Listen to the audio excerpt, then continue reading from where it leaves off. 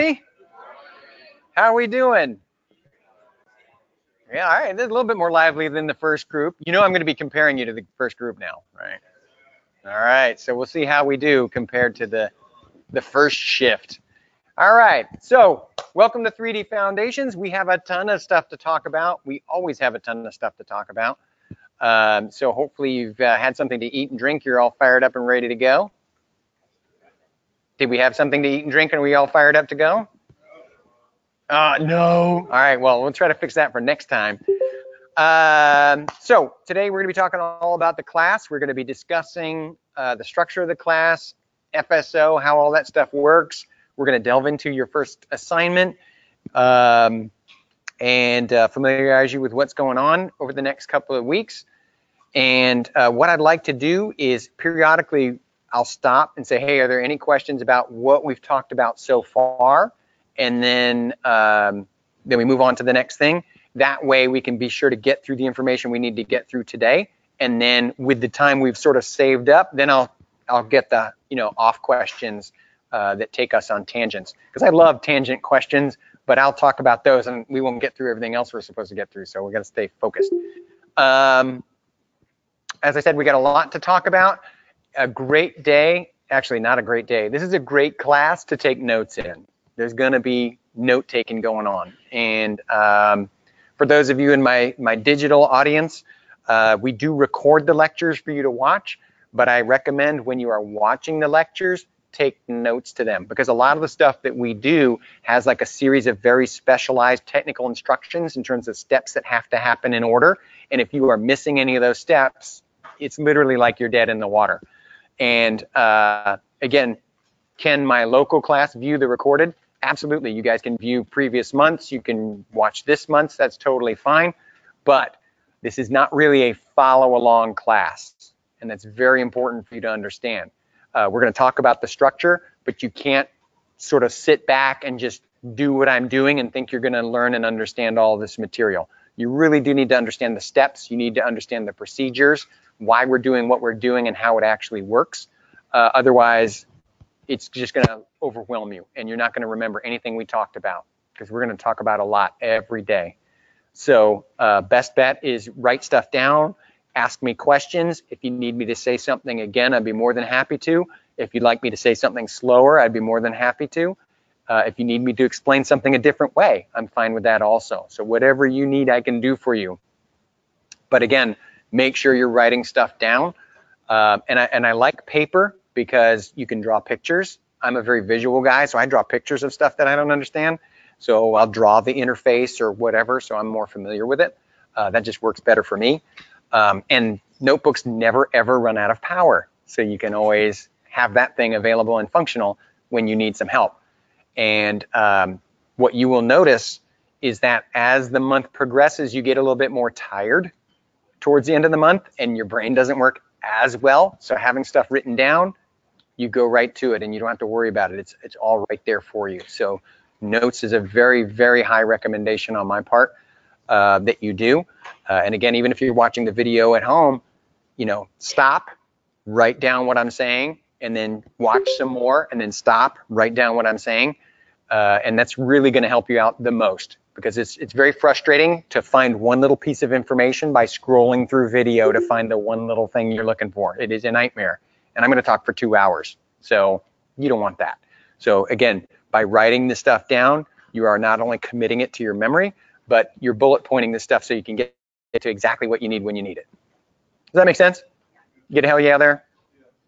Awesome. Okay, so that's the best way to do it. I've taught this class for about 10 years now. I know what works well, and that's what I put you guys onto every time. These things work well, please do them, and trust in that I want you to do well. So that's my motivation.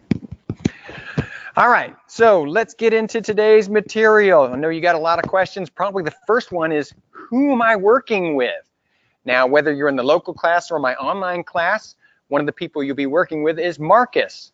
Marcus works in the labs. The class is basically divided into two parts. There's the lecture part, and then there's the lab part.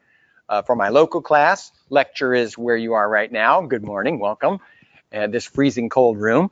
And for you guys at home, you're probably wearing your pajamas and you're having a Pop-Tart. I'm so jealous. It's freezing in here. No Pop-Tarts. But anyways, that's the lecture. We're going to do all kinds of fun stuff in here, but we also have a lab environment, and that's where you guys are going to meet Marcus and his partner, Sarah. And again, that's more of a hands-on environment. For my digital friends at home, you guys are going to be going to the Google Hangout, which is basically a virtual environment where you can go and get help, live one-on-one interactive help, so that when these videos, you know, they're good, they're informative, but sometimes you need to talk to a person and show them what you're doing and have them show you. And we can do that in the Google Hangout. And Marcus and Sarah also populate the Google Hangout. So whether you meet them digitally or analog, it's still the same people. And incidentally, is the Google Hangout open for my local class? Absolutely, you guys can go there too. And the links are on FSL. So if you need help, you know, whatever time of day or night, that's a great place to go. Whether Brian's in there, whether Marcus and Sarah are in there, or just another student who knows the answer to the problem you have, the Google Hangout's a great place to go to get information. Does that make sense? Okay, cool. So Marcus is, again, there's all kinds of fun stuff about him. Feel free to ask him about any of these things, by the way. He'd be more than happy to talk about it. But what I want to talk about in particular right now is his areas of specialty. You can see he talks about the fact that he likes modeling, texturing, lighting, and rendering. These are all disciplines on the CG production pipeline. How many of you guys have ever heard of the CG production pipeline? Okay, a couple of you. That's okay. And incidentally, for all of you who are terrified, we teach this class as if you know absolutely nothing. So if I say something that you don't know yet, you're like, oh my goodness, what's CG production pipeline? Don't worry, I'm going to explain all that stuff to you. So take a deep breath and realize it's going to be okay. You do have to pay attention and focus, but I do teach it as though if you don't know anything, so don't be afraid. Now, in terms of the CG production pipeline, these are all different stops on the CG production pipeline. The CG production pipeline works a lot like an automotive assembly line. At one end, we have an empty frame, and at the other end, we have a car we can drive. So what happens is this frame moves through the factory and it stops at a series of stations. And there's somebody at that station. They do one job, they do it really, really well, and they do it really, really quickly. And that's how we can make a car really fast. Well, movies and games are the same. So if I'm in the assembly line for building a car, the frame comes to me. Let's say I'm the guy that puts the door on. Car comes to me, I put the door on. The frame comes to me, I put the door on. I'm really good and I'm really fast. So that makes it go faster. So with CG production, at one end, we have storyboards or a concept and a design. At the other end, we have a movie we can watch or a game we can play. And what happens is, as what it is we've built moves through the CG production pipeline, we go through these different disciplines. And these disciplines are represented by the classes you'll be taking here at school. Does that make sense? All right, so we're our polygon modeling class. So we're towards the beginning of the pipeline. It immediately follows the design process. Once you've drawn it, created it, decided what it's going to look like, then we make it. And that's what we're doing in here, building stuff. Does that make sense? Get a hell yeah? Okay, good.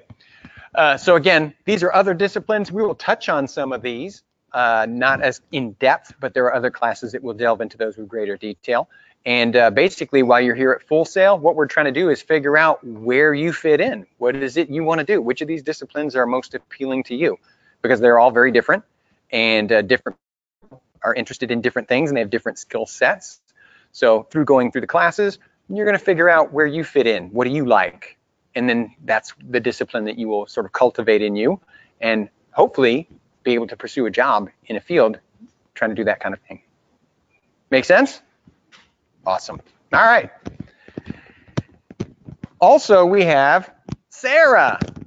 That's right, a girl. This is Sarah, and that's what she thinks she looks like as a Lego person. Incidentally, when we designed this class in the way it was going to be, I asked everybody to make a Lego person of themselves. So that's what Sarah thinks she looks like as a Lego person. Obviously, she's got a cat thing. Things that she's interested in, you'll notice that she's got animation and rigging in there in addition to modeling.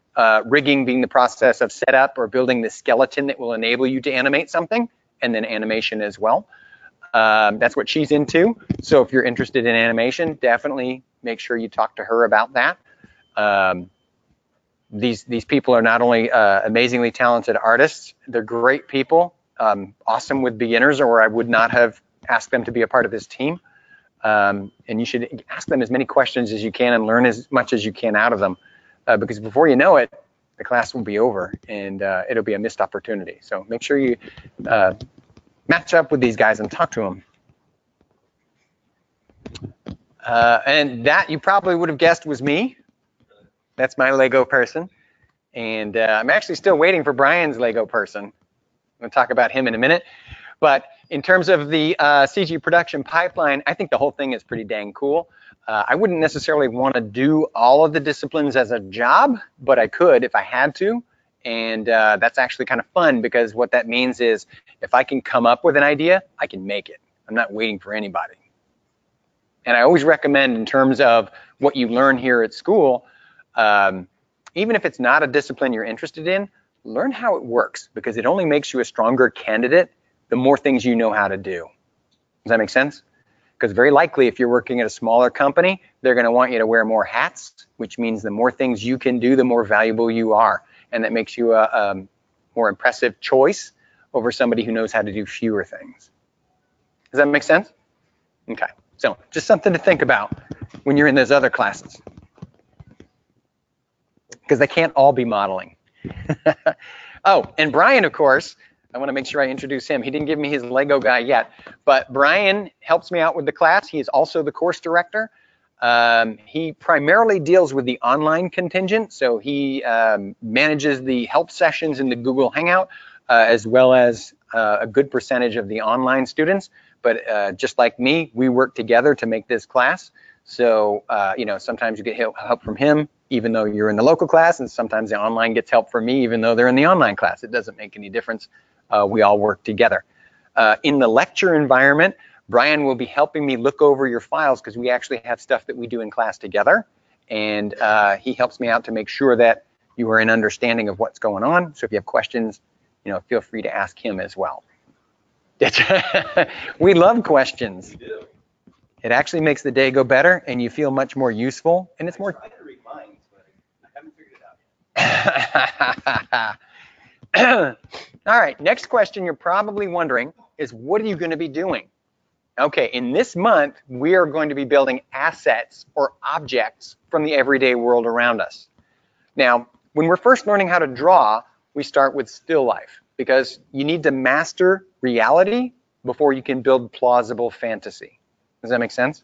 We need to understand how surfaces work, how light works, how the world around us actually functions, so that we can make fantasy elements that are believable.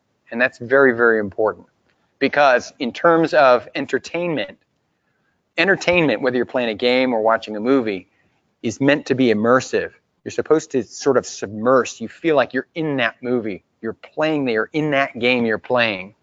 And that illusion is a very thin veil.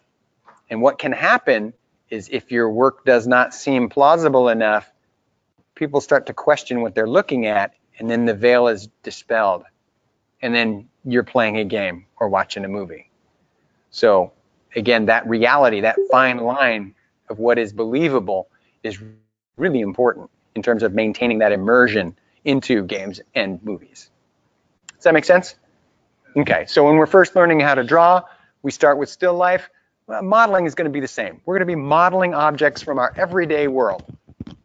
And then ultimately what we're going to do is bring them together into a final scene, and we're going to create a render or a final image of the objects that you're built, your 4 favorites. And then this can be, you know, emailed to a friend. You can put it on a web page. You can print it out and put it on your refrigerator, you know, whatever you want to do. So you'll be able to show off what you accomplished in just the very first month here, and the computer animation part of your career here at Full Sail. So again, this is our end goal. I want to make a scene with objects that I've built. Now, in terms of the objects you're going to build, the assets, we build them in different levels in terms of their complexity. So we start out with level 1 assets, the minion level. These are easier objects to build. And then we progress through our level 2 assets, which are our boss level assets. And then we move into our level 3 assets, the Supreme Poly Commander level assets, and those are the more challenging ones. But these, we go through steps so that you can get better and better as we go. And then ultimately, boop, you will be able to build your own Lego person.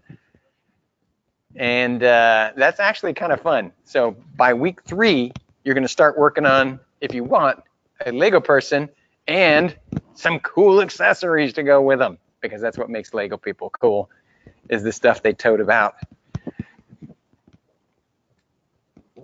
All right. Any questions about what we're actually building? Does that make sense? It's fairly straightforward, but I definitely want to make sure. Okay, good. All right, now let's talk about the grading, right? How am I being graded? How is my stuff being evaluated? Well, we've taken the objects that we're asking you to build and we've broken them up into 3 basic categories. The first of which, artistic criteria. Artistic criteria, what that means is, does it look right? When I look at the thing you built and I look at the reference image you were given, how close do they resemble each other? Does that make sense? Accuracy. Now, if you look at the score, how good does it look? How much does it look like the reference image is only worth 34%? Can you pass with the 34? No, that is not a passing grade. So even if it's perfect, even if it is the most beautiful salt shaker I've ever seen in my life, it's only going to get a 34, and that doesn't pass. Does that make sense? And the tragedy is, in terms of modeling, perfection is the standard. Like when you're trying to get a job as a modeler, they're not going to say, oh, that model looks better than that one. They expect perfection. You're not even going to make it to the final round if it's, you know, how good does it look? That's the expectation. Perfect.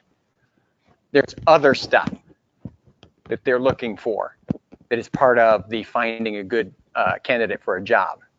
And these things are also incorporated in the grading. So the good news is, if you are new to modeling, not that good yet, that's not going to hurt you too much in terms of your grade. That's only 34%. Does that make sense? So you have the opportunity to learn and grow and get better. Now, we have the other 2/3 of your grade, technical criteria and organizational criteria, that are just as important. Because again, as a CG artist, we are part of a production pipeline, and everything we do goes to someone else at some point, and it's now they're working on it. So we have to do our job well, and we do things right, so that when we give it to the next person, they can do their job. We're not making their job harder, we're making their job easier. Does that make sense? Okay, so you have a lot of opportunities to earn points, and it's not all just, does it look right? As you get better though, as we move through the different classes here at Full Sail, you're gonna get better at everything. Does that make sense? Okay, so this is sort of a ramp to get you to where you wanna go. So important for you to realize, again, just because it looks great does not mean, okay, I'm done. There's other stuff. So just make sure you're being aware of that. All right, let's talk about class structure. I talked a little bit about this already. We have 2 environments for this class. We have the lecture environment and we have the lab environment. This is the lecture environment. We're going to be getting together 3 times a week and talking about important tools and techniques and strategies on how to use and create art using Maya. And again, great opportunity for you to write stuff down and have notes with you that explain the processes and the steps involved so that you're not missing any information. And then we also have lecture activities. So it's not just talking. Yay! There's going to be stuff you're going to do. But here's the deal. I'm going to talk to you for a little bit, and then we're going to have an activity that we do. And the activity is directly related to the information we just talked about. So if you are not paying attention to what I'm talking about, if you are not writing down steps and procedures, when I go, okay, it's time to do an activity, you're going to be like, what was that first thing? And if you ever don't know what's going on when I say it's time for an activity, your approach to learning this material is not working. Does that make sense? Literally every day you're being tested on how well you understand what I'm talking about, because if you don't know how to do what I'm asked you to do, then you're not approaching this class properly. So if you're not taking notes, start taking notes. If you're not focusing enough, focus more. If you're not getting it, you need to ask more questions, ask more questions. Does that make sense? It's almost like a barometer. We're testing to see how you're a thermometer. We're testing to see how well you understand the information on a daily basis. You know how you're doing, because if I don't have to explain something to you again, then you got it. Does that make sense? So it's information, activity that reinforces it. Information, activity that reinforces it. So that way you know how you're understanding. Did I just understand what he talked about? Yes, because I can do it. Hands-on, right? Everybody loves hands-on. Well, here it is. There is still a writing component though. Hands-on doesn't mean I don't have to write stuff down. Do not confuse the two. You still have to write stuff down, but we do have hands-on to express. Make sense? Hell yeah? Good. So information, activity, information, activity, information, activity. Then we have what we call a skill check at the end of each day. So the skill check is an assignment that encompasses everything we talked about. I talked about A, I talked about B, I talked about C. So the skill check is a representation of A, B, and C. Can you, on your own, demonstrate your understanding of what we talked about today by completing this assignment? Does that make sense? These skill checks, we obviously 3 of those a week, will help, again, reinforce that you understood the information. And in terms of the skill checks, not only does that let you know, I understand what's going on in the class, I'm doing well in the class because I can do my skill checks. What they also do is give you 1 percentage point added to your grade. Now, if there are 10 skill checks, what that means is if you do all the skill checks and you earn a B in this class, you just got an A. Does that make sense? So again, not only does the skill check help you out in terms of, do I know what the heck's going on in here? So you can find out if you need help or you're having trouble, but it adds to your grade because that's 10% added on top, and it's not hard to get those skill checks done. So for many, many reasons on a number of different levels, skill checks are a great idea. Do those. Don't be deceived by the fact that they're only 1% each. They are very, very valuable in terms of what they can do for you. That make sense? All good? Hell yeah? Good. All right, so skill checks. Definitely the path to enlightenment. And then what happens is, you know, again, we have activity, lecture material activity, lecture material activity, lecture material activity. Then we have a skill check. And then we take those 3 skill checks, because we have 3 of those a week, and they culminate in, at the beginning of the next week, the weekly turn-in. And the weekly turn-ins are worth about 12 to 14% of your grade. So you want to do great on those, obviously. But if you can do all 3 skill checks, then you should have no trouble with your weekly activity, because they build. They get harder, they're more complicated, of course, but they're rungs on a ladder. You follow them, you're going to do fine. Make sense? Weekly turn-in? Okay, activities, skill checks, weekly turn-in. All right, we also have the lab. Now the lab environment, that's where you've got 6 solid hours of one-on-one time with Marcus and Sarah and whoever else we get in here to help you guys out. And that's where you can say, hey, can you show me how to do this? I don't understand that. Can you sit down next to me for a second, just watch what I'm doing and tell me what I need to do this better? Or this is something I'm thinking of turning in. Could you give me some feedback on it so I can make sure I get a good grade? That's what that lab is for. And if you're in my online environment, that's what the Google Hangout is for, that digital environment, because it's live one-on-one help. Again, you can show your work, you know, hey, this is what I'm thinking of turning in. What can I do to get a better grade? I don't understand this tool. Could you demonstrate it for me?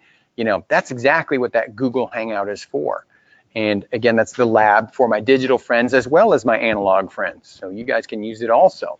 And it's a great resource. Information. Because I got to be honest with you guys, if I could make you work together, I would.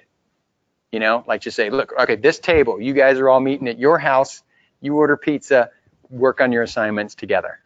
Because this is a team sport. You know, that's the way this line of work is. And it's actually easier to do these assignments if you work together in groups. You keep each other focused and motivated.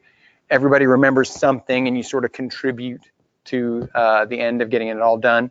And what's nice is when you help each other, not only do you feel kind of fuzzy inside for helping somebody, but you actually learn the material better when you have to teach someone else. There's something about that. So it's really nice on a number of different levels. Yes?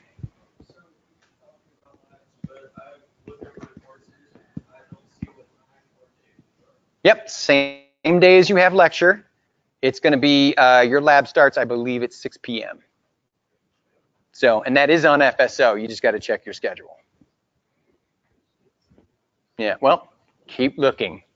Because let me assure you, it's on there. And actually, while we're on that subject, FSO is like me, but digitized. So there's a lot of information on FSO. You need to look at it. You need to read it very carefully and understand it. Does that make sense? It's not like, how can I explain it?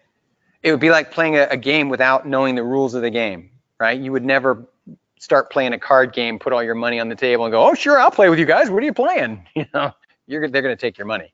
You got to know the rules of the game you're playing. So make sure you're on FSO. Make sure you're doing all of those activities that are on there, but doing them genuinely. Don't just check them off. Yeah, I did it. Woohoo, I'm done. Look it over, read it. You are responsible for what's in there. It's like a legally binding contract. Does that make sense? Be aware, utilize the tools that are available to you. There's a lot on FSO, and it will make a difference in your level of understanding and your level of success. So please make sure you are going through FSO with a fine-tooth comb. Typically, what causes students to stumble in this class is the first couple of classes, the core education classes, are like high school 2.0. This is college. You just got here. Does that make sense? You got to put on the big boy and the big girl pants because the fooling around time is over. We're here trying to get you ready for a career, a very challenging and difficult career to win. Just to get that job is hard. Keeping it is a whole other animal. But the point is, do not compare this class to anything you've taken before ever in your life. Whatever note-taking, lifestyle, whatever you've had before, forget it. This is different. It's going to be different. In fact, the rest of this program is going to be different. So, unfortunately, I have to be the first one. Yes? So we're group 2, right? Yes, you are. Does that make sense at all? Okay, cool. Thank you for playing. Appreciate that. I heard the hell yeah. So yeah, this is going to be harder, but that's because this is a career path. This isn't, you know, advanced underwater tuba. I don't even know what's in the core for. But point is, you're going to get pushed in here. You're going to work hard in here, for sure. And again, I just tell you because I don't want you to be surprised and overwhelmed. I want you to know right now, we are playing for keeps at this point. All right, now just to give you a quick idea of the week 1 objective, which will be due at the beginning of next week. And incidentally, it is never too early to start working on your weekly turn-ins. Do not wait till the day it's due. Do not wait 2 days before it's due. Start working as soon as you can. Now, week 1 is the exception because we don't have all the information we need about modeling. But once we finish week 1, you can start working on week 2 stuff. You can start working on week 3. Don't wait until right before it's due. Okay? Biggest mistake that people typically make in this class is not giving themselves enough time to be successful. This work takes a lot of time. It's not hard per se, but it takes a lot of time. And if you don't give yourself enough time, you're not being fair to yourself. You're not going to do as well as you want. You're not going to get the grades you want, and you're going to be disappointed. And you don't want that. So make sure you give yourself enough time to do this stuff. I have a conservative multiplier I use. However long I think something's going to take, I multiply it by 6, and that's usually pretty close. So you may want to look into that. But here's your week 1 objective. What we're going to do is build 3 objects. You guys are going to build 3. You're going to choose 3 from your level 1 folder, And we actually give you this file with the columns on it, and then you guys build the objects and put them on top of the columns to kind of show them off. And of course, we have instructions and videos that explain how that process takes place. Make sure you watch all of that. And again, anything that you're doing for this class should be focused on just that material. You don't want to be like, you know, watching a movie and watching the video in the background. That will not work. You got to be focused. And as I said, taking notes is a great idea. Whether you're in here live with me or watching the video, definitely writing stuff down is going to be important. All right, so again, here's a quick look at the week 1 assignment and what that looks like, only because I think it's easier to get going on your path when you know where you're going. So that's the goal, so we're headed towards that, and that governs everything that we do through this week. All right, so what we're going to talk about now is we're going to delve into project folder creation. We're going to talk about the Maya interface.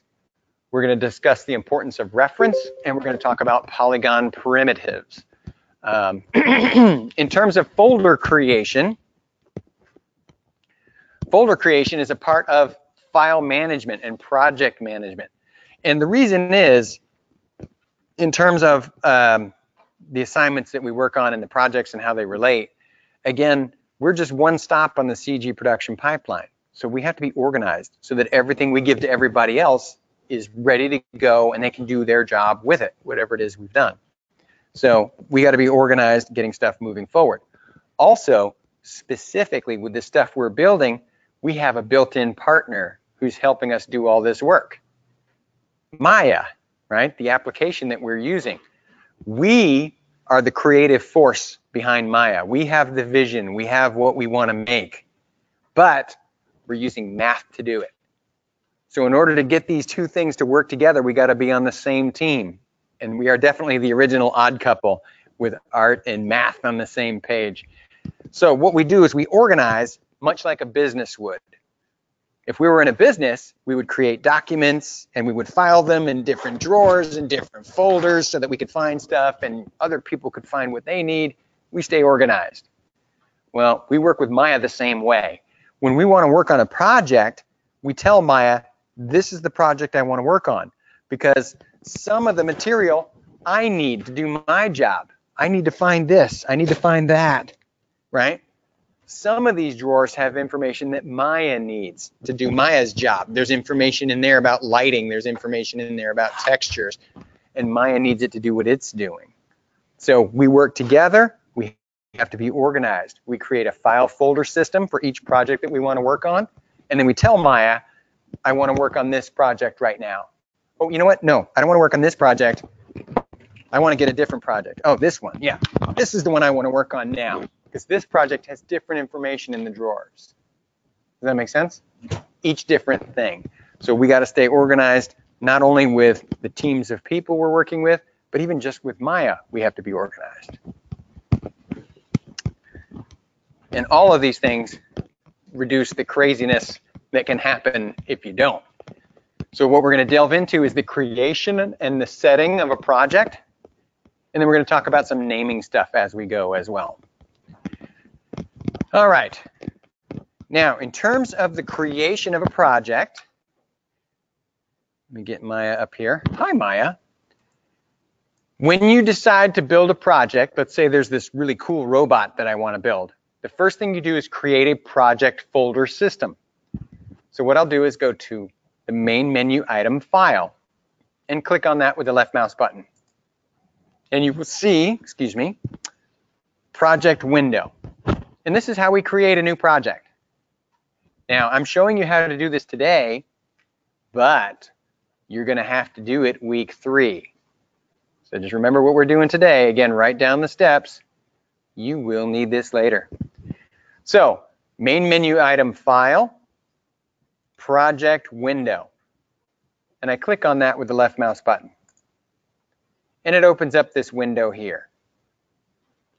In the upper right hand corner, you'll see the word new. So I'm going to click that because this will allow me to make a new project. Now, right up here on top, I'm going to name the project. So I'm just going to highlight that. And I'm going to call this cool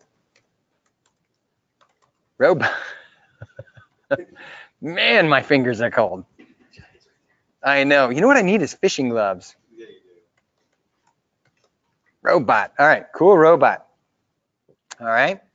And then you'll notice that there's a whole bunch of file folders in here. And again, Maya uses some of these. I use some of them. They all have different jobs. But these are the default names, and I want to leave them at their defaults. Now, right up here, it says location. And this will decide, well, where am I going to make this project that you want to work on, this cool robot? And you can see that this is the current path. It's going to my 3DF folder, which incidentally, I recommend all of you guys create a folder for this class specifically and put all your stuff in it, because otherwise you're going to have a hard time finding it. So again, this is where it's all going right now, but let's say I want it to go somewhere else, like to my desktop. Well, this little yellow folder here will allow me to navigate or show Maya where I want it to put this thing.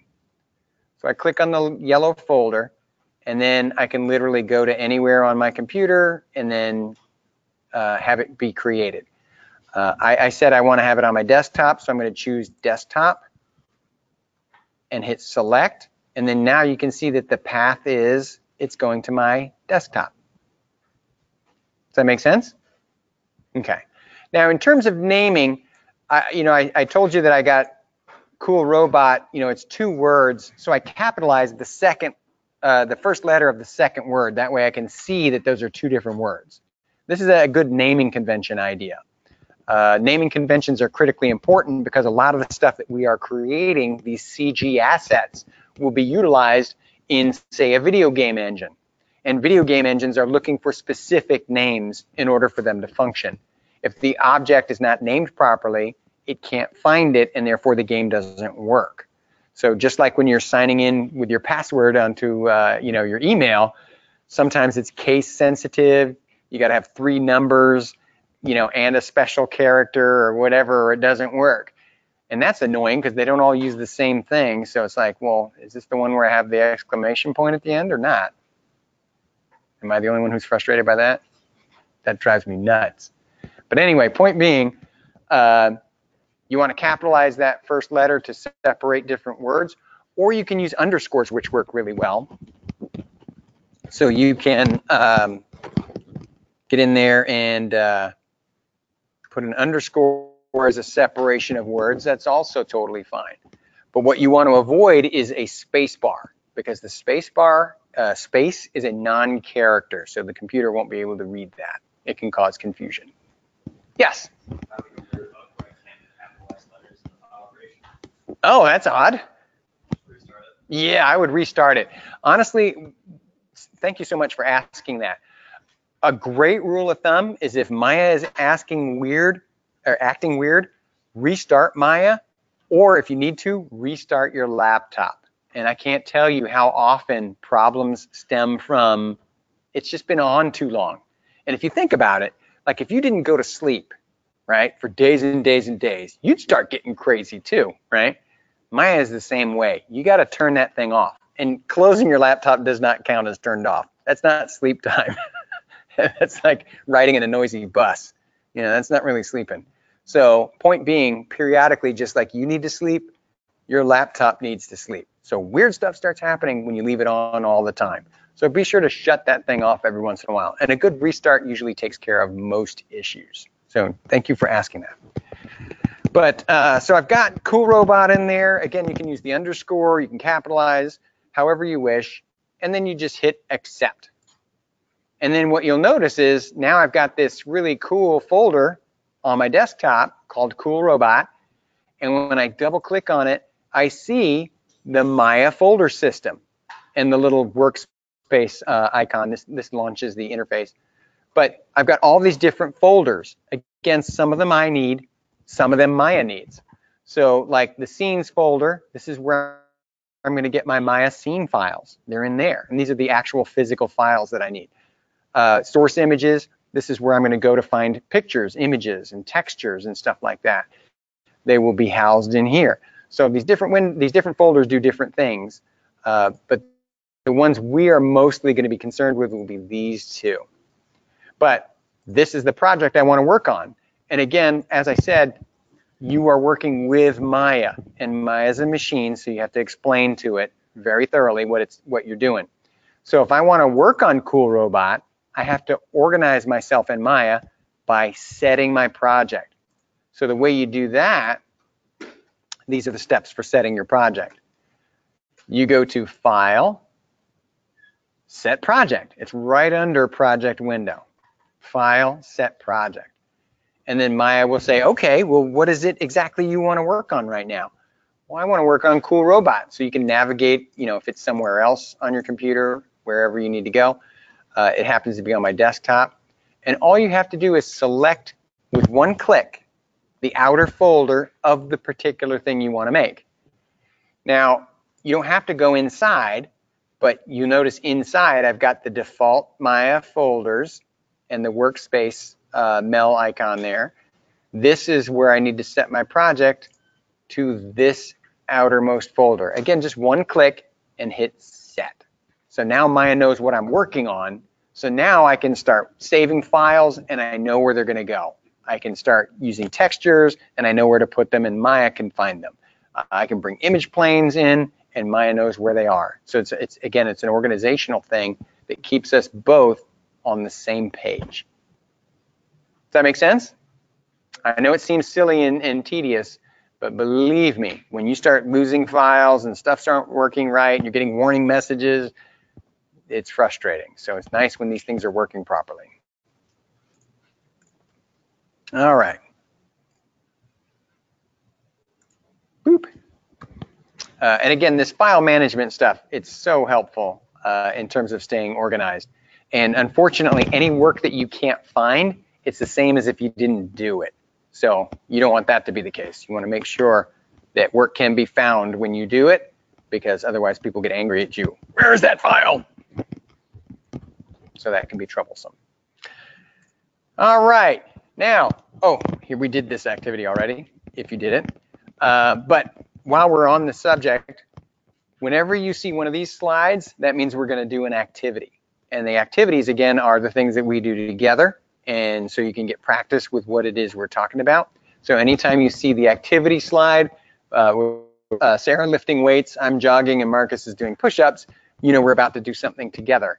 So you can, again, sort of reinforce what it is we talked about today in terms of these processes. And incidentally, if you don't have Maya today, this is the one and only day you can get away with not having Maya. It's okay. This is the one class you can survive. Do please take a lot of notes, ask a lot of questions, make sure you understand everything. That is always important. But make sure you've got Maya up and running for next class, because from here on out, after that, you're going to need to have it on there and working. And again, all those procedures and all those directions, you know where they are, right? FSO, that's right. It's all on FSO. So make sure you're going through that stuff and you get it all set up properly so that you will be prepared for Thursday's class. Make sense? Hell yeah? Awesome. Good. All right. So let's go to the interface. Now, in terms of the Maya interface, we kind of touched it a little bit there, but we're going to go into it a little bit more detail now. It is a very wild and intimidating landscape. There's a lot of stuff going on there, and it can make you not want to touch it because there's so many buttons. But hopefully, after today, you'll have a better understanding of how things are set up, what things are called, and where to find things so that we can start using this application, because it is immensely powerful and you'll be able to make all kinds of great stuff with it. So, but we first need to get around this whole, what the heck is everything called, where is it, and what does it do? And that's the interface. So we're going to talk about that. So try to use the terminology that I use in your everyday conversations, and you'll start to understand it better. And it'll just become a part of your everyday speak. All right, let's get into this interface. All right. Boop. Okay. Now, across the top here, we have what we call the main menu items. And the main menu items are areas where we house tools and actions. Tools and actions. An example of a tool from our world would be like a screwdriver or a hammer or a saw. An example of an action would be like cut these things in half, glue these things together, make a hole in that. Actions. So anytime we're trying to do something in Maya, we're going to use tools and actions to do it, and they're all listed under these main menu items. So to get to the tools and actions, all you have to do is click on a main menu item with the left mouse button. I use LMB as an abbreviation for left mouse button. Click it one time and you get this drop-down menu. And from the drop-down menu, you'll see there's a whole bunch of really fun tools in here. All right, and to the right of the tool, you'll see there's a little box over here. And these little boxes are what we call options boxes. And the options boxes are basically a way to change the way a tool works. For example, hammers drive nails in, but they also pull them out. It just depends on how you're holding it as to which one it does. Well, how you hold the hammer is an option. So if we want to change the way a tool behaves, we can click on the box and that opens up the options for that tool. And with this window open, we can make adjustments to the tool so it will behave differently. Now, if your tool is doing something you don't recognize or something weird, what's nice is we have a reset here under Edit. And you can reset the tool to its default settings. So check that if your tools are doing something crazy. Just make sure they're reset. Also, what's super nice is if it's a tool you don't remember how it works or it's one you haven't seen before, you can go to the help section, and as long as you have an internet connection, if you click on that, you can launch the help documents. And Maya has built-in help documents, and it will literally list the tool and how it works and the options, and it gives you links to other related stuff.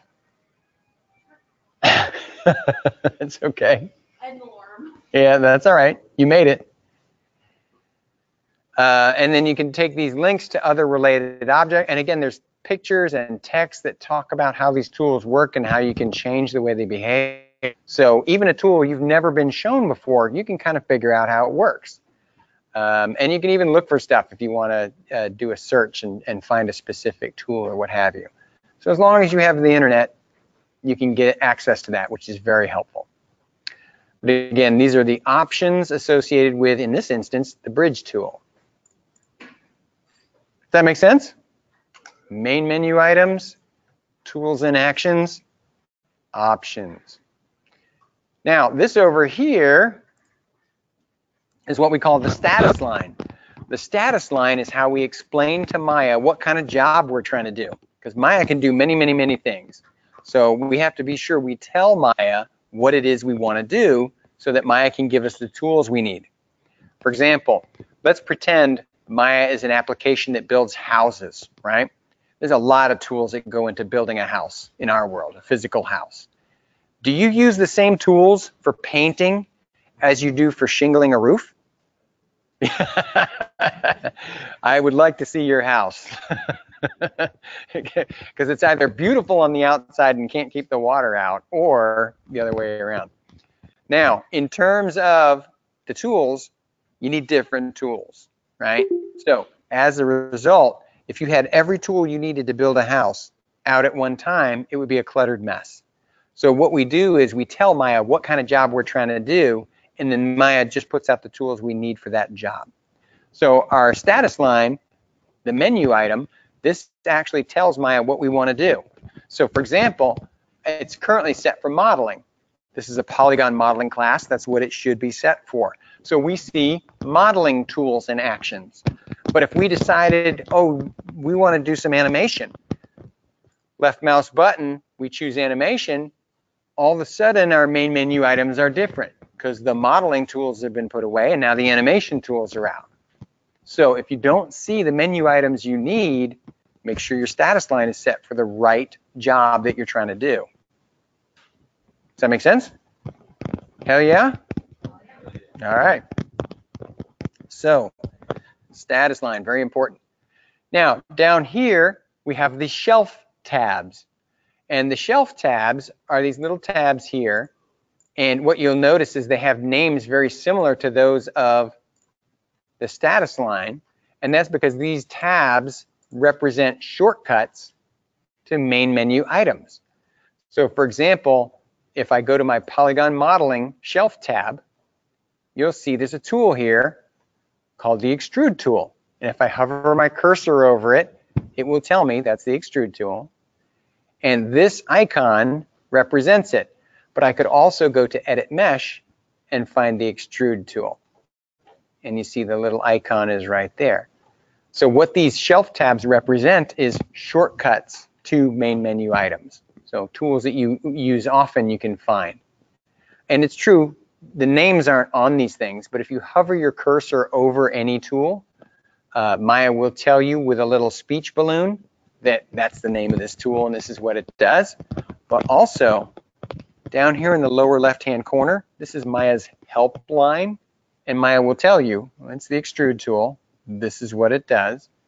And if you know that, you can actually look it up on the help documents. So as long as you can get your cursor over it, you can figure out what it's called, and then you can look it up in your help documents if you need some help on how that tool works. So that's pretty handy. So again, these buttons are shortcuts to main menu items. Now, this area here is called the toolbox. And the toolbox are basically your hands. This is how we interact with our art, because it's in the computer and we can't get in there. Well, at least not yet. I'm sure they're working on it. But I need these buttons so that I can get in there and work with whatever it is I'm trying to make. And the toolbox has a number of really helpful tools. I'm going to create an object just so that we can work with it a little bit. I'll make a cube. Now, sometimes you just want to select an object. You want to just grab it. You're not necessarily doing anything with it, you're just grabbing it. And that's what the select tool is for. So this first little icon, the arrow, is the select tool. This object is not selected, but with the select tool in my hand, I select it. Polygon objects light up green when they're selected. So this is a P-Cube 1, Polygon Cube number 1. And I'm using my select tool to select it.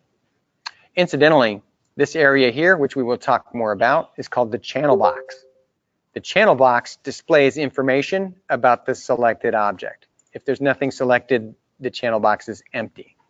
So when I select an object, I can get its name, information about where it is in space, inputs associated with its creation.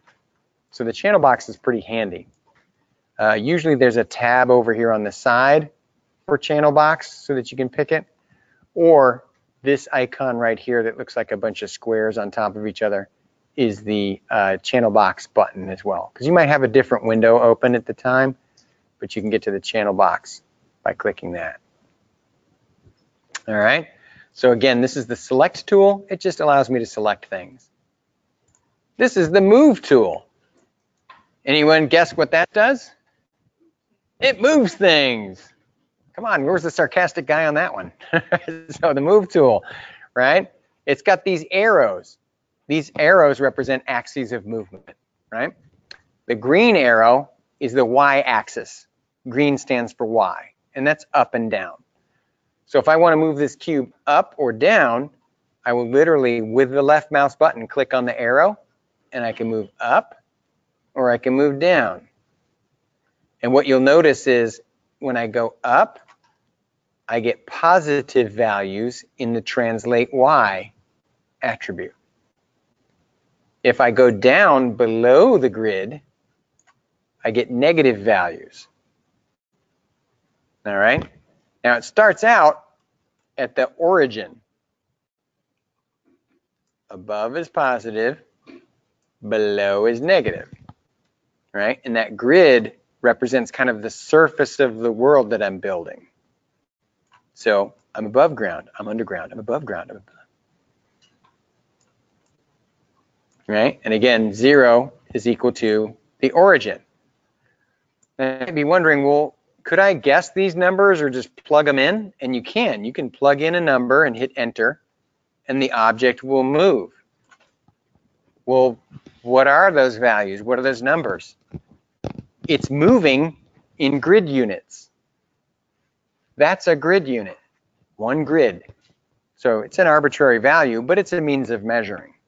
So when I'm moving these objects, I can move it the number of grid spaces that I wish if I plug in the number. All right, and 0 takes me to where? The origin.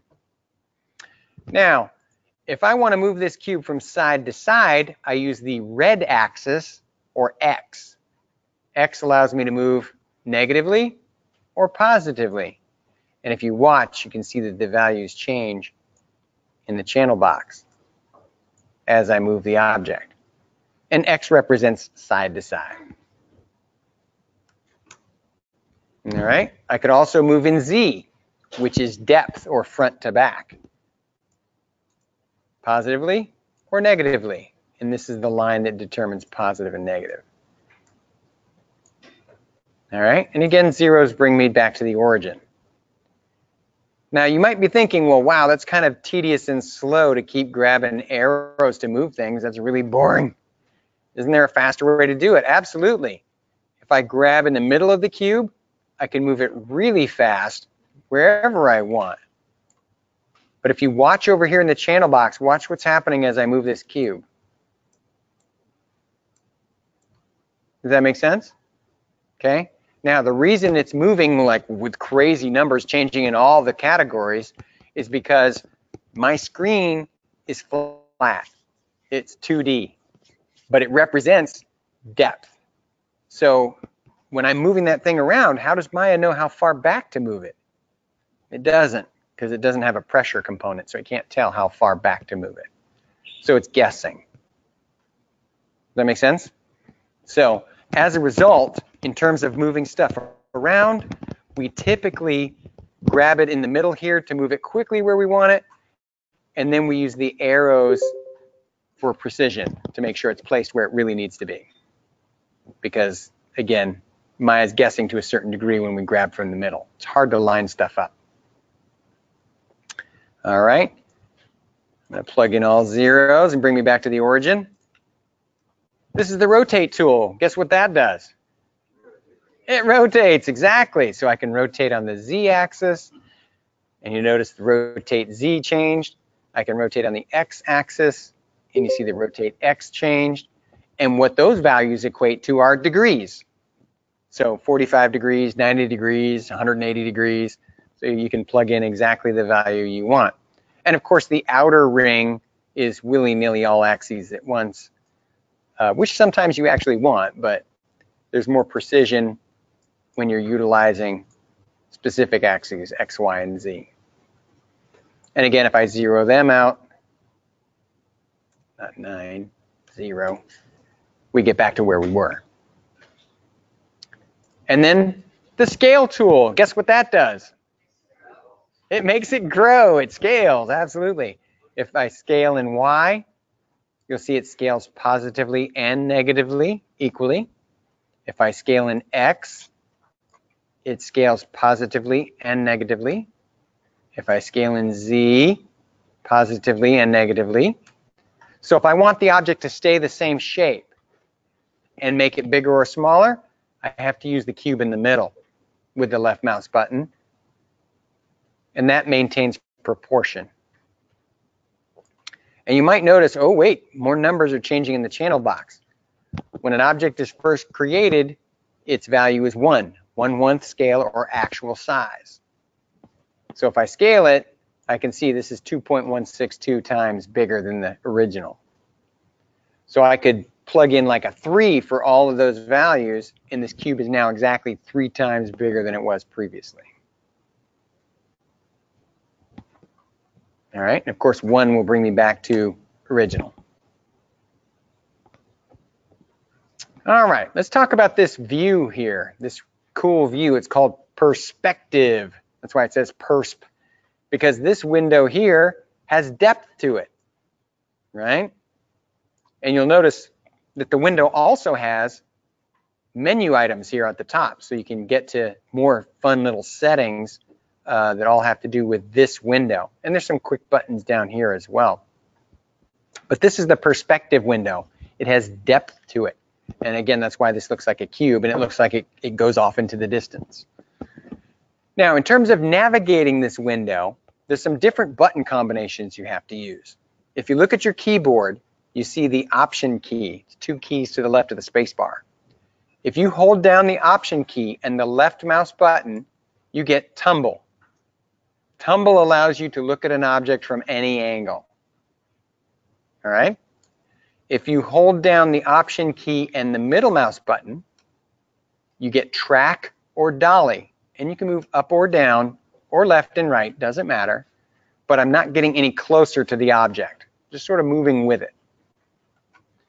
If I hold down Option and the right mouse button, I zoom out or zoom in. So while I'm looking at an object or working on it, I will tumble it, zoom it, track, dolly. You'll just switch between your different button combinations to find your way around in this space. All right. Incidentally, while we're talking about mice and so forth, this application begs, nay, necessitates you use either a 3-button mouse or the pen that comes with your tablet, because you guys got tablets, because you can configure them. If you need to configure your pen, there's actually a link on Autodesk's website. Autodesk is the company that makes Maya, and they'll explain to you how you got to set it up so the pen will work with it. If you're not sure which way to go, the pen is better for you ergonomically, so you may want to go with that route if you don't care. If you've used a mouse your whole life and you feel like you have to have that thing, you can use a mouse, but make sure it's got 3 buttons, not that Apple 2-button thing. That's not going to cut it. But any 3-button mouse will do. And yes, you have to use one of those too. You can't use the trackpad. It is frustrating as hell. So do yourself a huge favor and make sure that by Thursday's class, you've either configured your pen or you have a 3-button mouse. And if you need help configuring your pen, again, the lab is a great place to do that. So make sure that gets done in there. Yep.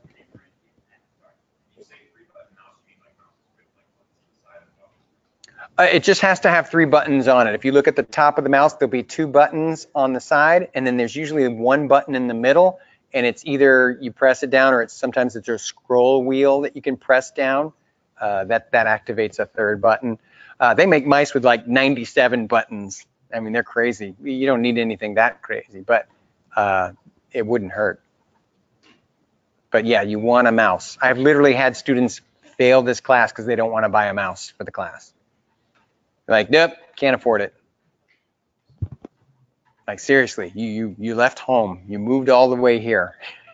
You're paying $80 zillion to go to school here, and you can't come up with $8 for a mouse. You know, that I don't understand that. Get a mouse, or use your tablet. It came with your school supplies, so you got that.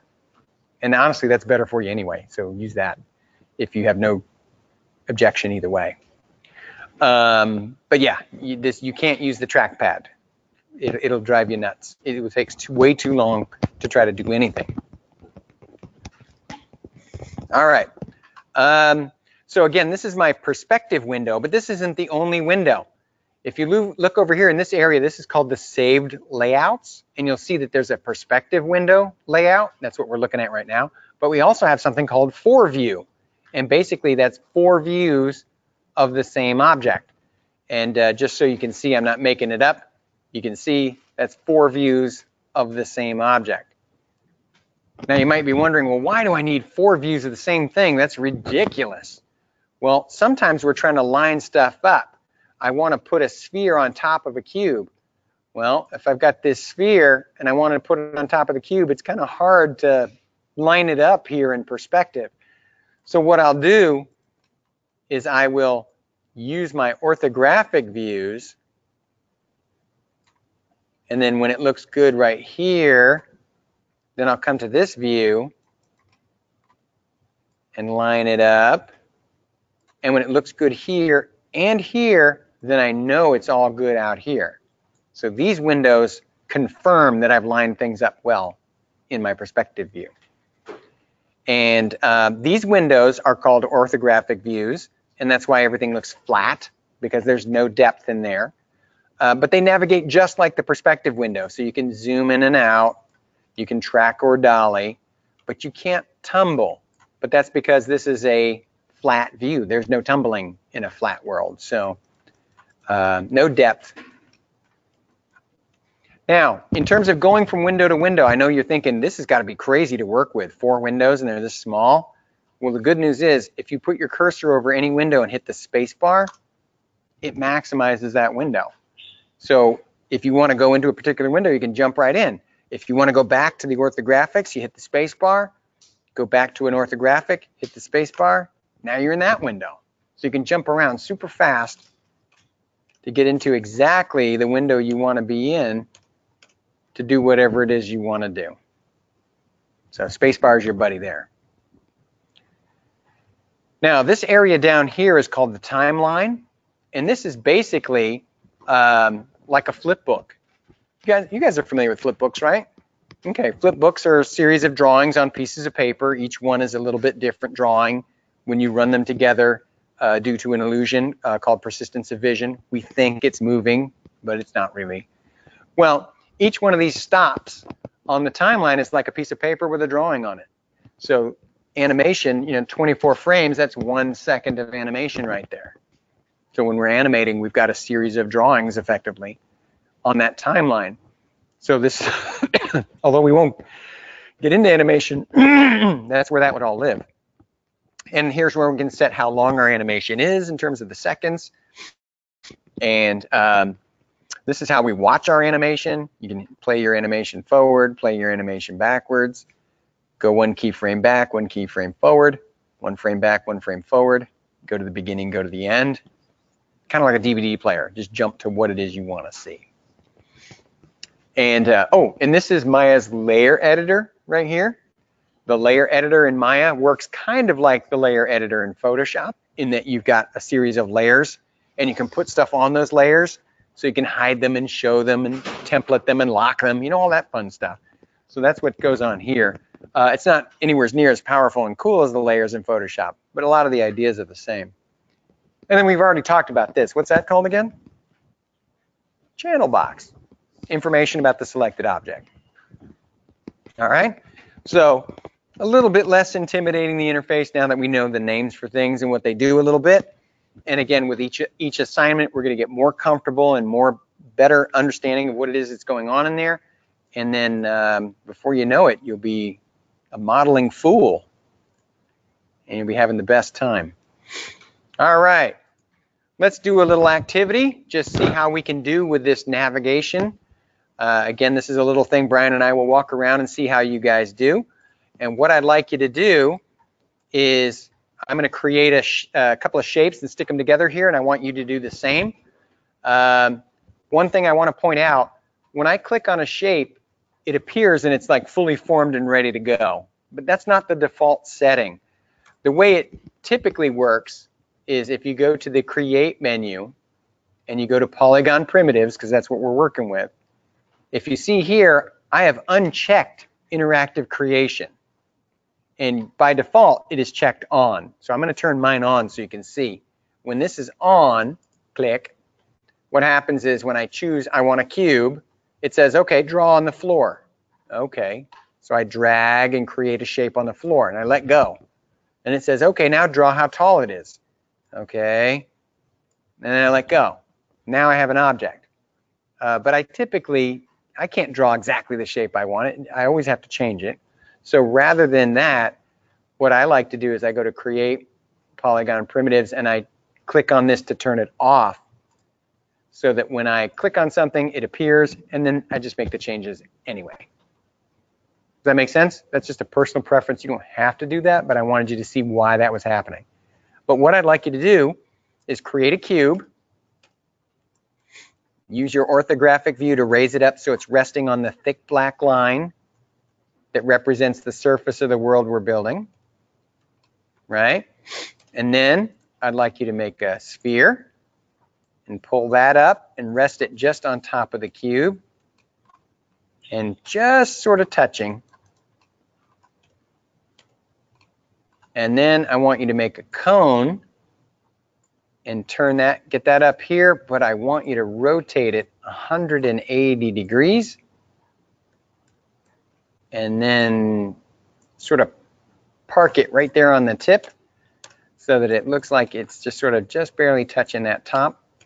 And I want to see if you guys can create that little configuration. Again, it's just a little chance to play with the interface and see how stuff moves. And like I said, if you don't have Maya today, that's all right. This is the one and only day that it's not a huge deal, but do try to make sure you've got Maya in place and ready to rock and roll. Yes? Is there a free version for students, or should I download? Absolutely. If you go to FSO, we give you a link on exactly which one to get. Oh yeah. Trust me, we tried to make FSO so that you guys could just, like, literally, if I was not alive, you could go to FSO and you might be able to even pass the class. So please utilize all that stuff there. It's meant to replace me. It's not easy to do in terms of on the trackpad, but something you can do is go to one of those tabs has camera movements. One of them is like general controls or something like that.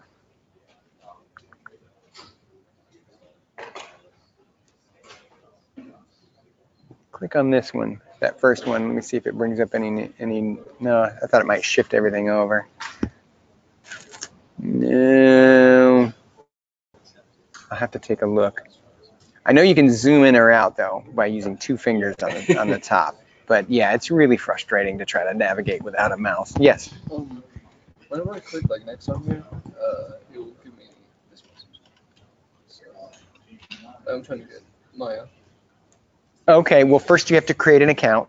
Yeah, I did that. Oh, did you? Okay, because then they give you a serial number, and then you go to the download section, and then you download Maya, and then when you install it, it'll say, okay, what's your serial number? And that's when you give them the serial number. Does that make sense?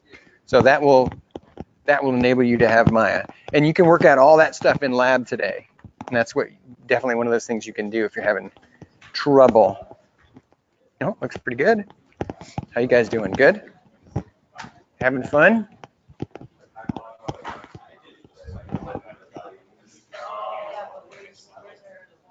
With the trackpad, yeah, not really easily done. But if you select something and press F, that will frame it, and it's a little bit easier to get around it. But it's brutally difficult without a mouse or a pen. But even if you learn just that today, I need a pen or reconfigure my, or get a mouse, that's a win. How you guys doing back here? Oh, good. Nice. Excellent. Oh, we're coloring materials too. Cool. Nice. Good, good. All right. Well, it looks like most of you guys are doing really well with this. That's awesome. All right.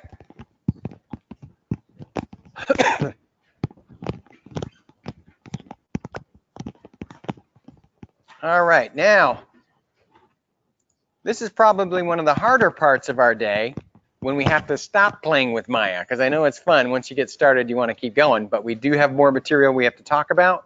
So I got to drag you away, but I promise when you get to lab, you got 6 solid hours of playing to do, so no worries there. You will have time. All right.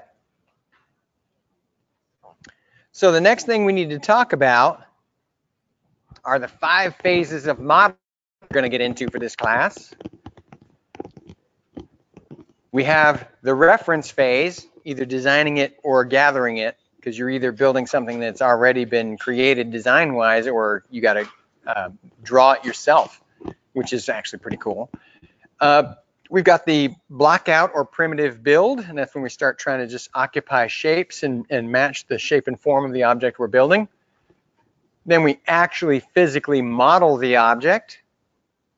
Then we go into the UV mapping process, which is in preparation for texture application. And then, of course, the cleanup phase, and that's where we're sort of prepping the geometry to go on to the next person on the CG production pipeline so they can do their job, whatever it happens to be. So we are going to talk about reference. Now, reference is critically important to us because the better your reference is, the better and the faster you're able to do your job. Because literally, we are going to use reference to trace with polygons all the objects we want to build. So extremely helpful to have great reference for whatever it is you're making. And something that I would like for you to do when you're looking at reference, try to break down the objects into the simple shapes that you see when you look at those objects, because there's a lot of similarity between modeling and illustration. How many of you guys draw, by the way? Let me see. Oh, there's a lot of artisans here. I think there were more in the last class, but there's a lot of them in here. That's good. So in terms of drawing, by the way, don't ever stop drawing. That is an extremely powerful tool that will help you with anything you do in life. Keep drawing. But in terms of drawing, we look for the simple volumes and shapes in objects before we draw them. Modeling works the same way. In fact, there's a lot of parallels between illustration and modeling, because whether or not you're talking about something that's organic or inorganic, or even different levels of complexity, all of them are composed of simple primitives. So being able to break those things down actually speed up your modeling process, because you can already see some of the things that you need in terms of shape and form. However, instead of drawing, as we do, we go to primitives to create what we want. So if I'm going to draw a picture of a telephone pole, what volume would I draw first? It's not a trick. A cylinder, right? Cylinder represents most of the volume of a telephone pole. So if I'm going to model a telephone pole, the same thing. I'm going to start with a polygon cylinder. So again, there's a lot of parallels between illustration and modeling. All right. Who can tell me what that is? It's the Millennium Falcon. Absolutely. Absolutely. That thing is awesome. Spider-Man. Kitty cat, right? Now, what we are looking at and what we are talking about is silhouette or shape.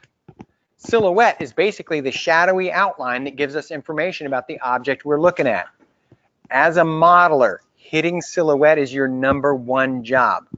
You have to hit the silhouette. And what that means is people can recognize the object with no surface detail, just the shadowy outline of it, and you know exactly what that thing is.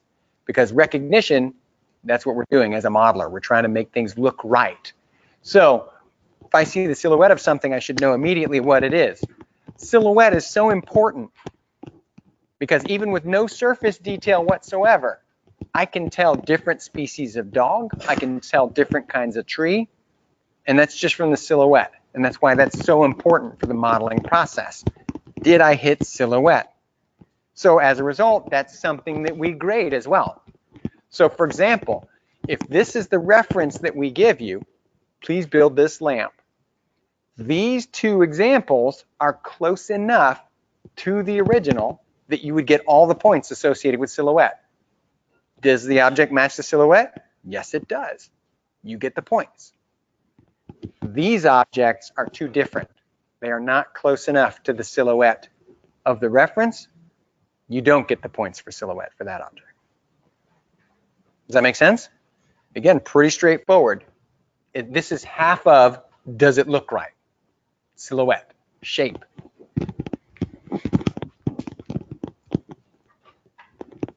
Form.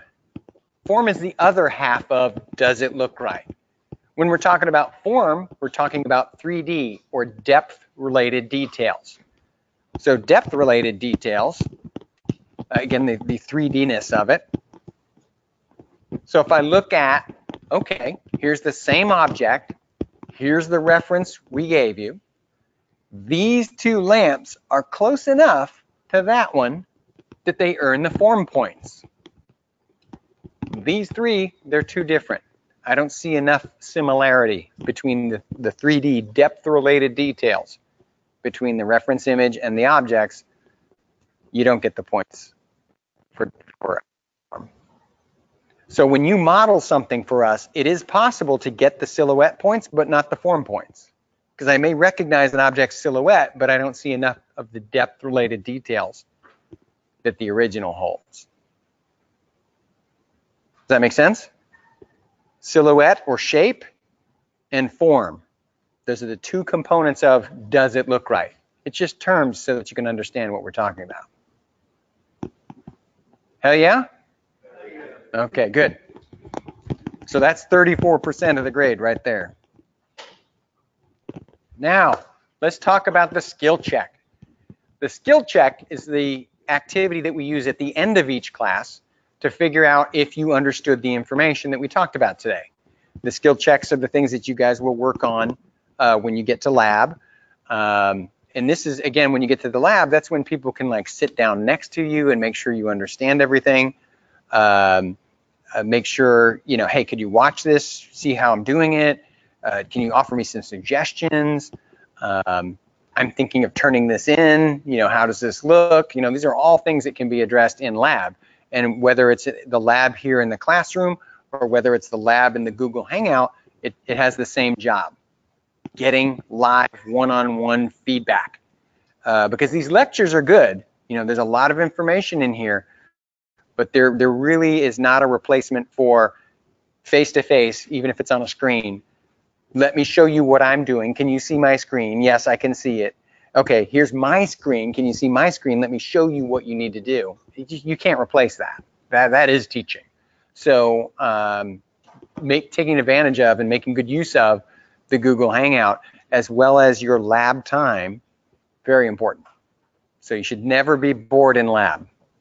That's the environment where you need to be making sure you're making best use of your time and really getting everything you can in terms of the stuff you could be doing. Again, today's lab, you'll be downloading and installing Maya and make sure that's working. Go through the class overview section, read, learn, and know everything that is in there because you need to read, learn, and know everything that is in there. Don't just check it off. Make sure you know what's going on. And if you don't know, ask questions. We're going to be working on this Build Me assignment in the lab. And even if you get done with all of that, my personal recommendation, watch lecture 2, because we record all these lectures for you guys to watch them at any time that you wish. But if you watch the lecture before we give it, then you understand all the terms. None of that stuff is new, and you can concentrate on concepts. So you'll actually learn the material better if you sort of get a free run at it first. So I always recommend, if you have the time, watch the next lecture, because that's going to help out tremendously in terms of your understanding. We do teach the same material every month.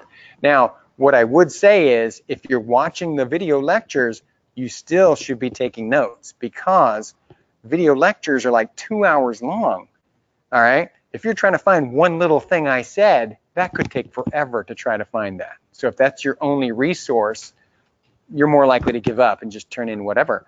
But if you're taking notes, that almost acts like bullet points, and you can go right to what you need to know. So if you write it down, so watch the video, play, stop, write down what I said, especially if I go into like procedures and whatever. These are the steps, you know, play, stop, write stuff down. So take notes, write down the really important stuff, and then you don't have to scrub through the whole video, because you're way less likely to be able to find specific information with that technique. So again, even if you're watching the video, I would take notes to it. It's a good idea. But so what we're going to do is we're going to talk about the Build Me assignment, and of course I'm going to talk a little bit about the activity file folder and the skill check file folder, because these are all important aspects of the class. So let me delve into those. If you guys recall, I told you that when you see the slide with all of us on it and it says activity, you know we're doing an activity. Well, there's a file on FSO called the activity file folder, and all of the activities that we do together are going to come out of that folder. The skill checks that we do, right, these skill check assignments, there's a folder for those too, and I think it's called skill check files. So also on FSO in the same section for downloads. So when we're working on skill checks, we have to set our project to the skill check file folder. So you'll start to get the rhythm of that, but you have to make sure you've downloaded everything and you know where it is. That's important. But let's take a look at this skill check. So for my skill check, what I did was in my documents folder, I created a folder, and I recommend you guys do the same. Call it 3DF underscore and put down the year and the month that you took the class. And for this particular class, we are November. So I know it's October, but the school counts this as November class. So what you would do is put in, since the year is 2018, it would be 18, and the month is November, which is 11. So you would call it 2018 or 1811 would be the designation for the folder. And that's where you would put your activity file folder that you download from FSO, the asset file folders that you download from FSO, the skill check file folder that you download from FSO. Again, anything that you need for this class, you put it in there so you know where it is, because it gets really lost if you don't. In terms of the activities, again, when we're on the slide where it's all of us exercising with the activity, we're talking about the activity file folder. So you would set your project to this folder. When we do our skill checks, what we're talking about is our skill check file folder. And again, these are project folders in Maya. So we of course have to set our project to tell Maya, this is what I want to work on. So again, just knowing where it is a huge help. So let's say, for example, okay, I want to work on my skill check. So the first thing I'm going to do is here in Maya, I'm going to set my project to my skill check file folder, because this tells Maya this is what I want to work on. So I go to File and I choose Set Project. Again, right under Project Window. And then Maya says, okay, what do you want to work on? Well, on my, in my documents folder, inside this month's folder, I have not an activity, a skill check I want to work on. And I only have to click on the outer folder because when I go into it, you'll see this is the standard Maya file structure system, right? The scenes folder, the source images folder, the workspace mel.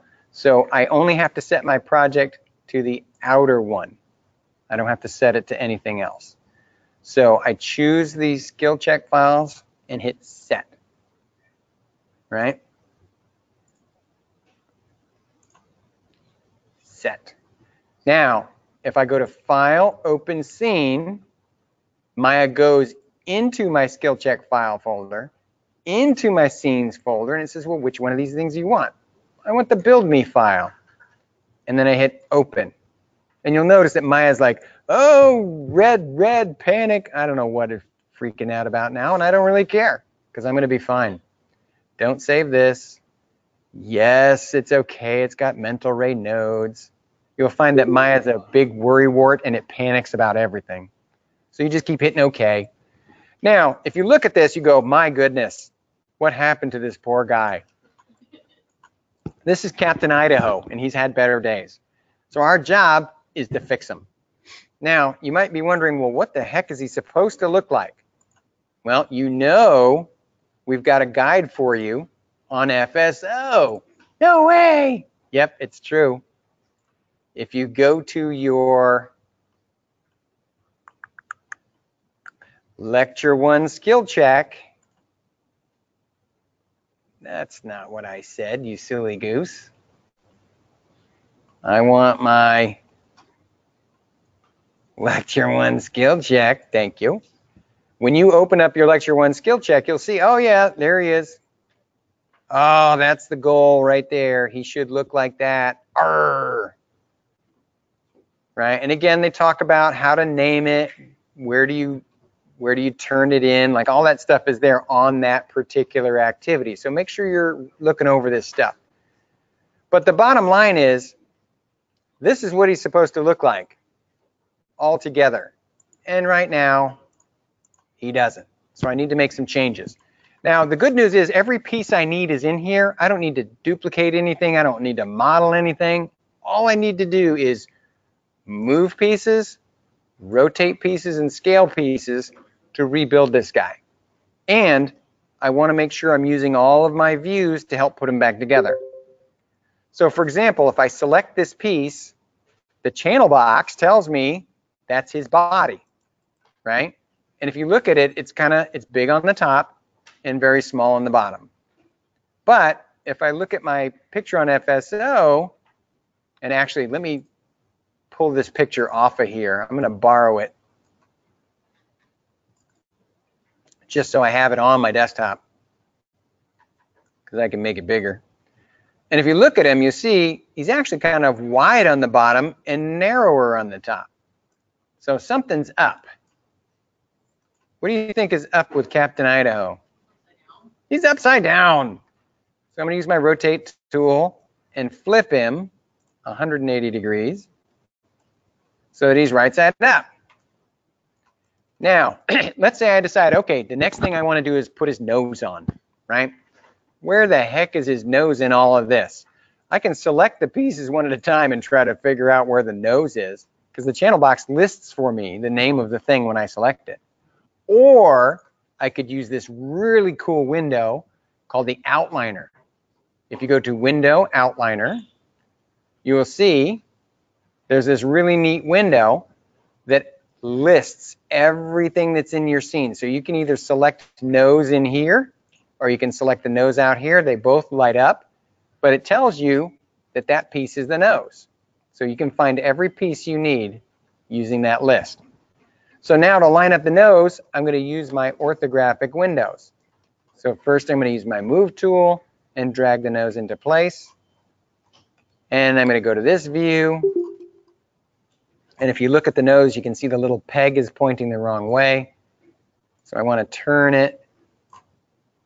And then I'm going to move it right into place there.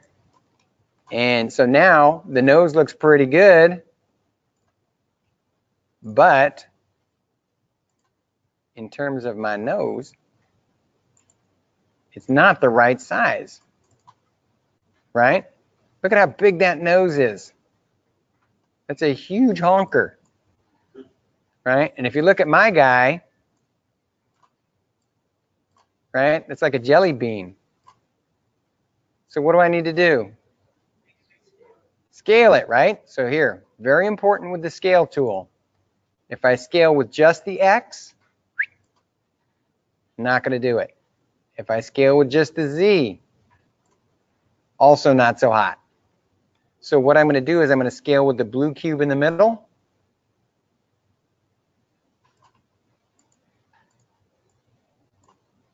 All right. Oh, that looks better. Does that make sense? So make sure when you're scaling, scale from the middle because we want to maintain proportion. If you scale from the other axes, it will distort it. So move the pieces around, scale them, rotate them. All the pieces are there. Rebuild Captain Idaho. When you're all done, then you're going to need to save the file. Very important tip on the saving.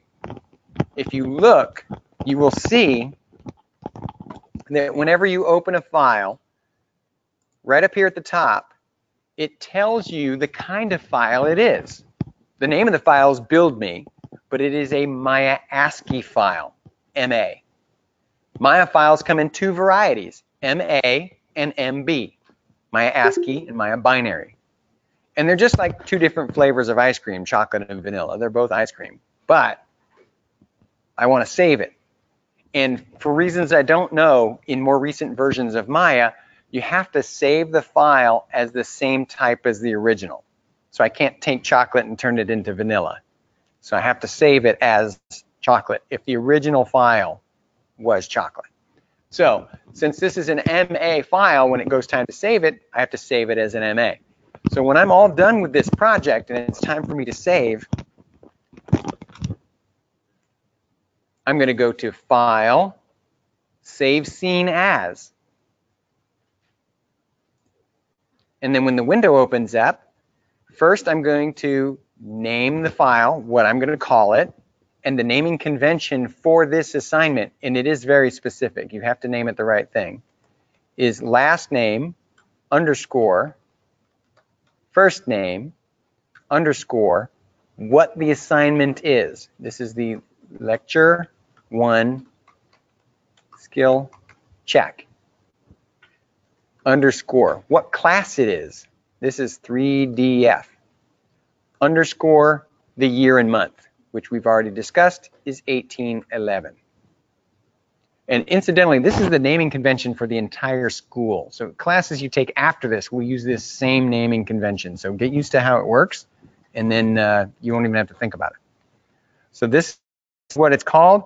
And then right here, file type, this is where you set it for ASCII versus binary. And again, because this is an MA file, I'm going to set it as my ASCII, and then now it will allow me to save.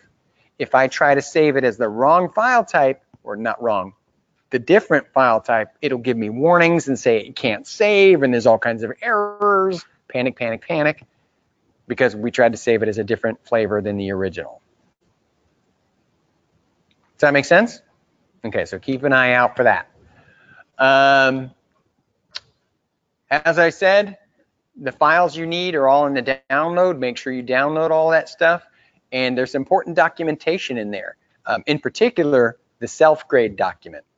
And the reason I bring that up is because the self-grade document is your best guide to doing well with your assignments, your weekly turn-ins. Because we created this document to tell you exactly what you have to do. And it's basically a list for each week. What do you do in week 1? What do you do in week 2? What do you do in week 3? So if you use that self-grade document, you're going to do great. So it's not like arbitrary stuff. It's like yes, no stuff. Brush your teeth, wash your face, do the dishes, mow the lawn. That's a list of 4 things. If you have 4 things, you either did them or you didn't. I call it transparent grading because we make a list for you. This is what I need you to do. And if you do those 4 things, you get a 100. Does that make sense? If you only do 3 of the 4 things I asked you to do, what'd you get? 75, right? Big difference. So the good news is if I'm only asking you for a few things, you don't have that many to do. But then you had better do them because otherwise the grade goes down very fast. Does that make sense? So look at that self-grade document. Make sure you understand what is due each week. Because I give you a list. This is what we want this week, okay? And then each week is different. There's a different tab for each week. You only need 1 document. But if you use that document, you're going to do great. And if you look at that document and you're like, okay, you're asking me for something and I don't know what that is, that's a question right there. What the heck is that? Because that is something we went over in class. You just didn't catch it. So you need to know what that is because that could be that 25 points you really need. So make sure you're looking at that self-grade document and checking that against your weekly turn-in, because that's what that's for. Does that make sense? And again, all this stuff is on FSO. So while you're in lab today with Sarah, make sure you're looking over all that download information. Make sure you understand everything that's in there. Make sure when you're watching videos, you're writing stuff down so you don't have to watch them again and again and again to find the one little piece of information you need. And just be sure you're giving yourself enough time to be successful. Because like I said, in terms of people who don't do as well in this class, it's typically because they don't have enough time. It's not because they're not a good artist. It's not because they're not creative. It's not because they don't love this material and want to be successful and are excited. It's got nothing to do with any of those things. It has everything to do with time management. And what's ironic about that is when we restructured this class, one of the components that I was going to introduce, but it never made it to the final phase, was I interviewed students who had graduated from here, who were in my class, and went on to work on movies and video games and things like that. And I basically interviewed them and asked them, what was the most important thing you learned at Full Sail?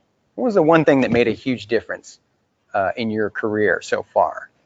And what was ironic is across the boards, the first thing that any of them said, and they didn't talk to each other beforehand, but the first thing they said was time management.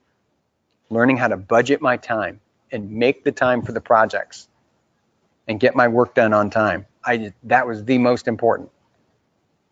because like I said, this is a highly competitive field. It is really hard to get a job in this line of work, but you got to keep that job if you are lucky enough to get in the door. And that means managing your time well. Does that make sense?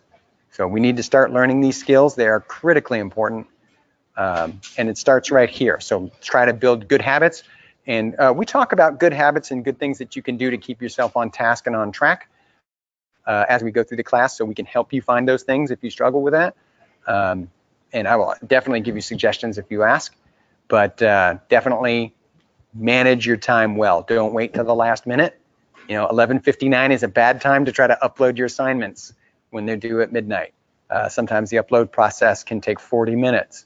So don't wait till the last minute. I typically recommend, if you're working super late on the last day, which is not ideal, at 11 o'clock, start saving up, start going through the self-grade document, make sure you've looked over your assignments, make sure you've looked at what we're asking for and you did those things, and then start that upload, because it's going to take a while.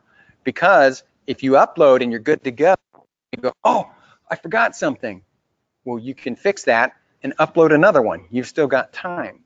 You're better off turning in stuff on time, and then put another one up there if you need to with something you forgot, than to work till 11:59 or 12:01. I don't know what happened. It worked right till 12:01 and I can't upload my assignment. Does that make sense? So insulate yourself, get the work done, get it up there. Any questions about, I know we talked about a lot of stuff, but is there anything you guys would like to ask before I turn you loose? Yes. They are part of your grade, but it is an easy part of your grade. It's already built into the maximum score. You can only get a 100, so there's no way you can get a 110. But they're such easy points that it's virtually a gimme. So you gotta do the assignment, you gotta do the work, but it will effectively boost your score by 1 letter grade.